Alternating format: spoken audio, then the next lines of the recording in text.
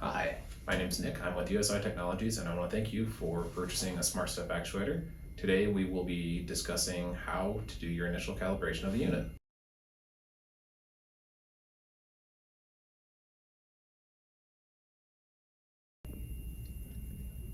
When going to calibrate your SmartStep Actuator, you should be greeted with a screen similar to this upon initial startup. The first thing that you'll want to do is ensure that your X control is set up properly for the model of actuator that you have. You do this by pressing the left arrow from the home screen. So as you can see, it says I've got an X400 that's got a PSUNI-EPB.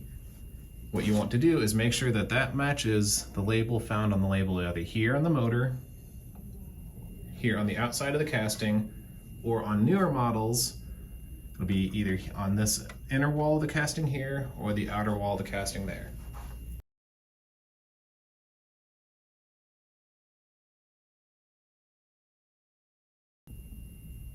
Setting your endpoints on the actuator is very straightforward. So once you've confirmed your model, hold escape, press right arrow, and you go to position setup.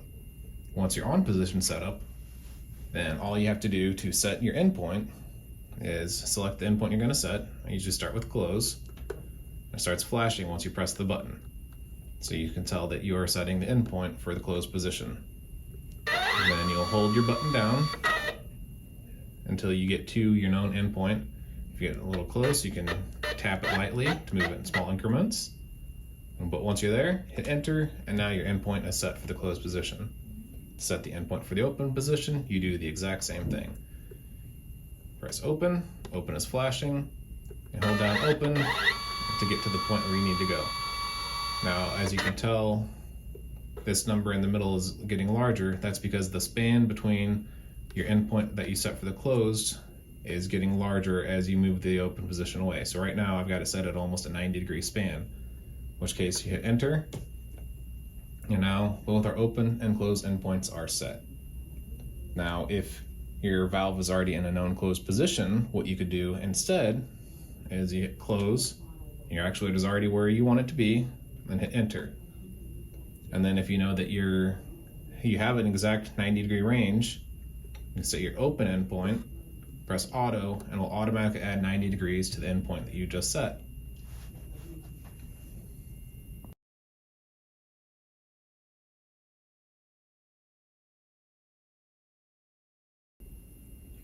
Once your endpoints are properly set, then if you have a supercap, you'll want to set your fail-safe position. This is a position that the actuator will move the valve in the event of a power loss. To know if you have a supercap, you can either look at the label on your module here.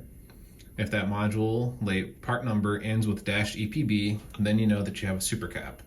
Another way that you can check is if you've got your part number set up properly in the X control, as we talked about earlier, and you press escape from that position setup and then left arrow, and if you see the -EPB there, you will know that you have a supercap.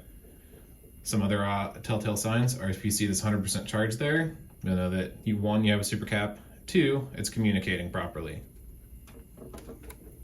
So hit escape, right arrow to go back to position setup, and then from there, press down to go to fail-safe setup, and our default option is close. This means that our actuator will close the valve in the event of a power loss. The options that we support otherwise are to open, to go to a certain percent open, or to stay right where it is.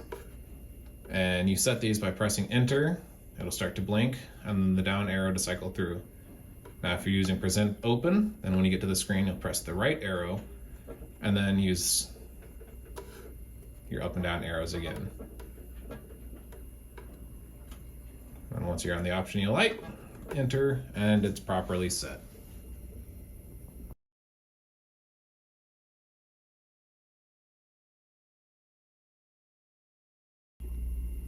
To change the direction that the valve moves towards open, our default is counterclockwise.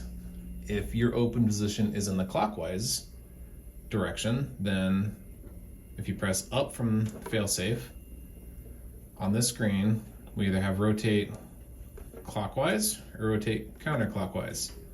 And that will set which direction your valve moves towards open, or If you press down twice and have a little bit nice, more verbose screen, then you'll see range control.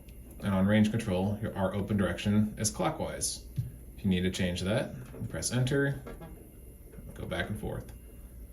Also on that screen is band gap, and that will be the amount that a control signal will move the actuator before it responds. So if you need a little bit more hysteresis, if you've got a dirty control signal, then you can change that there by pressing enter, right arrow, and then to whatever you need to accommodate your needs. Thank you for watching my initial setup and calibration video for the SmartStep Actuator. If you have any other questions, visit our website at usi-technologies.com. And if there's anything else that we can do, please let us know.